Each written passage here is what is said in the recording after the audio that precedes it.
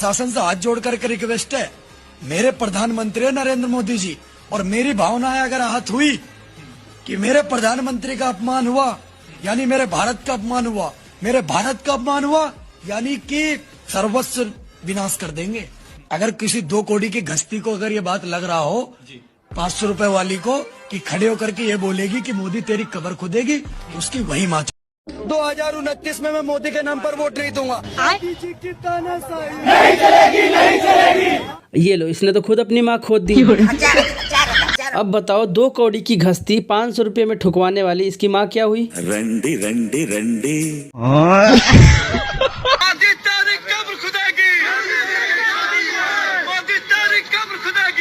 2029 में अगर भारतीय जनता पार्टी योगी जी को प्रधानमंत्री बनाएगी तो बीजेपी को वोट देंगे, नहीं तो विरोध करेंगे। ये जो तू विरोध कर रहा है, जिस टाइम पर तेरी माँ गुफा में बाबाओं के पास गई थी, उस टाइम पर निरोध होता तो आज ये विरोध नहीं होता।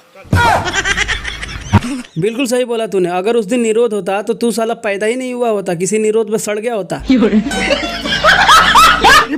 बड़े खतरनाक लोग हैं। जय हिंद दोस्तों, इफ्तिखार इसके की अदालत में एक बार फिर से आप सभी का स्वागत हो गया है। हम अंधभक्तों को छोड़ देंगे तो हमारी पहचान बुरी मान जाएगी।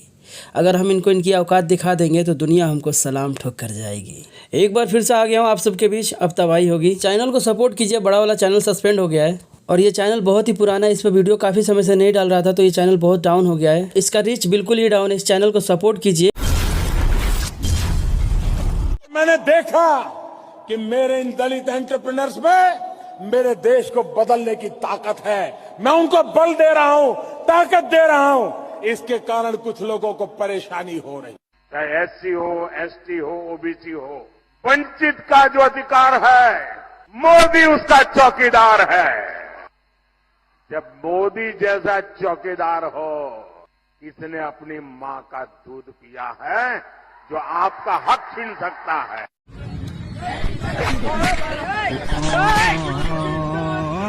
ये हम लोगों को नहीं मालूम था कि हमारा बाप ही गलत निकल जाएगा। हम लोगों ने सरकार बनाई थी कि ये मेरा बाप है मोदी, ठीक, लेकिन बाप ही गलत निकल गया। हम लोग लावारिस हो गए, ठीक है, बाप ही गलत निकल गया हम लोगों का। बदल दोगे क्या? क्यों नहीं, सब कुछ बदल रहा है तो बाप भी बदलेगा।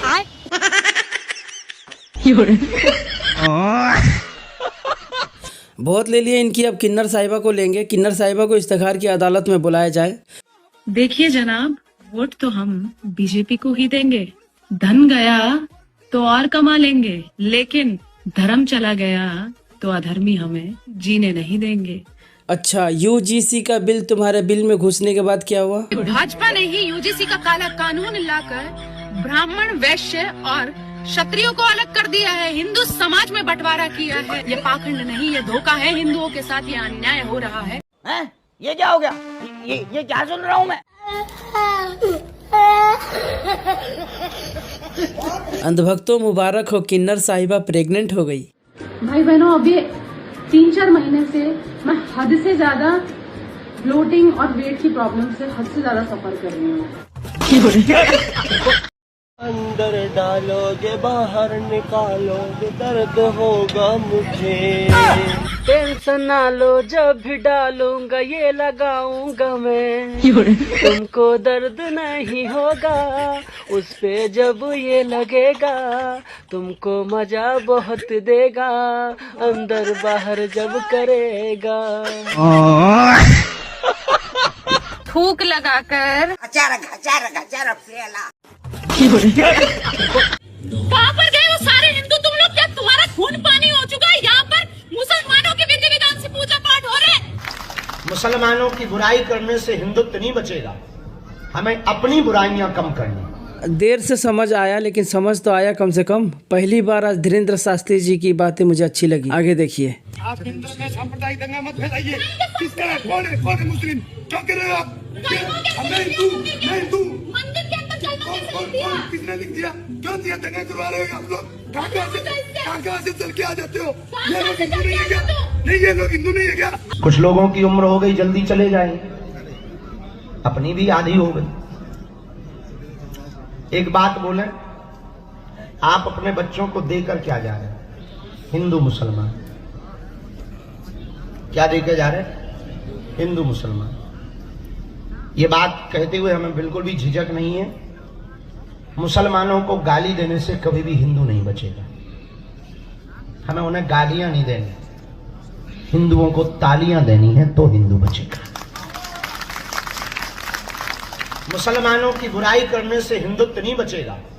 हमें अपनी बुराइयां कम करनी तो हिंदुत्व बचेगा। और हम लोग करते क्या है?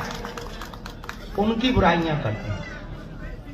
उनकी बुराइयां नहीं करनी, हमें अपनी बुराइयों पे काम करना है। अपनी दोस्तों वीडियो अच्छा लगा तो वीडियो को लाइक कीजिए, कमेंट में अपना राय दीजिए। चैनल पे नए हैं तो सब्सक्राइब करके घंटा सब दबा दीजिए।